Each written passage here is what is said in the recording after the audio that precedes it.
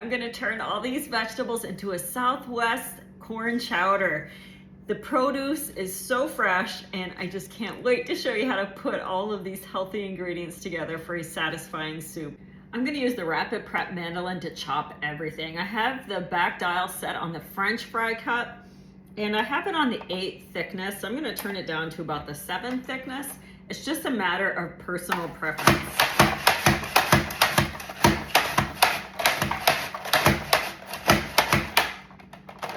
Onions are done. Add those to the bowl.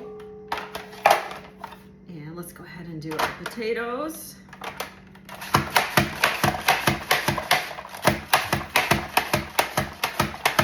Now, if you want them chopped more, you simply send them through a second time. Did you know that trick with the Rapid Prep? It'll give you more of a dice. It should be perfect for soup.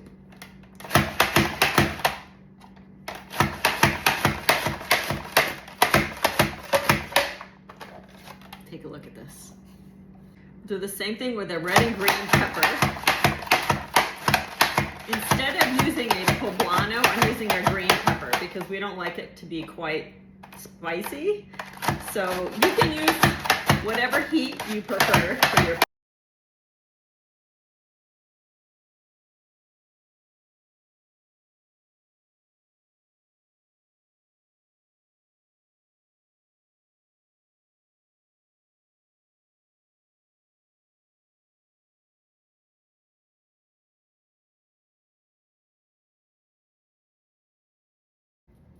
The kernel cutter makes it easy to get the corn off the cob. I like to put my corn in a bowl. Do you see this curved blade here? It gets that corn right off. And by putting it in a bowl, you won't have it going all over the place.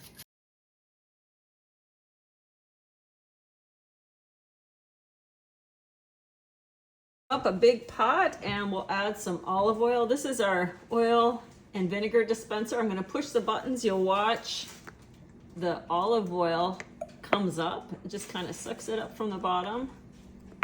Isn't that cool? Okay, so go ahead and drizzle this into your pot and then we'll add all of the vegetables. The corn, the peppers, the onions, the potatoes. We'll let it cook for about 5 to 10 minutes. I'm adding half a teaspoon of salt and half a teaspoon of chili powder. Next, we'll add some fresh garlic.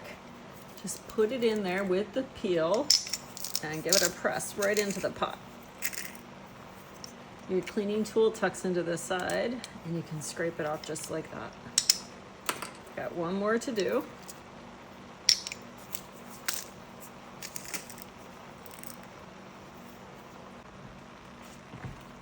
We'll add a bay leaf, 2 cups of water, and 4 cups of veggie broth. Now this is broth that I pulled out of the freezer that I make with my veggie scraps.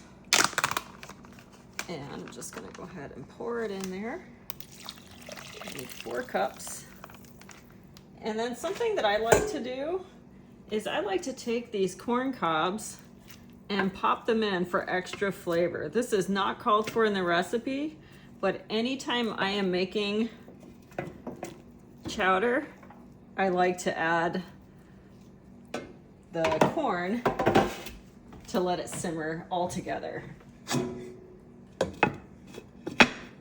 The soup is ready. You're gonna go ahead and take out all of your corn cobs if you chose to use those. And we're also gonna fish out that bay leaf.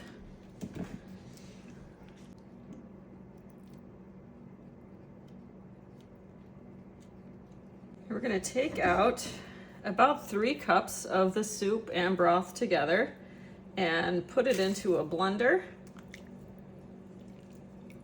This is gonna make a smooth addition back into the pot. Add 4 tablespoons of butter to your blender. And remember, this liquid is super hot, so you want to be very careful in the blending so it doesn't explode off the top. So I'm just going to pulse. There we go. That's all we needed. I need to add some sour cream or Greek yogurt to the pot, but if you just put it all in right now without tempering it, it's likely to curdle. So the trick is to take a little bit of broth and to mix it in there slowly to kind of help the sour cream relax a little bit.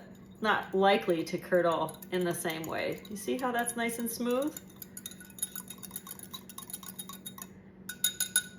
Okay, so we'll go ahead and pour everything in from the blender and from the sour cream. And scrape out every last bit. The recipe says this makes fewer servings than I think it makes. This is a big batch. So I will share some with my son and his wife and a neighbor. And of course we'll have some too for a couple of days. It's Southwest, so we're gonna add a little press of lime juice in there. And we'll go ahead and add a 1/4 teaspoon of salt and black pepper to your liking. If you want it to be spicier, you can add more chili powder now. But I'm gonna leave it just like this, and we'll add hot sauce on individual bowls as we like. Here's our bowl of soup. I added some cilantro to the top and a little sprinkle of chili powder for garnish. Everyone enjoys a bowl of corn chowder. I hope you'll give it a try.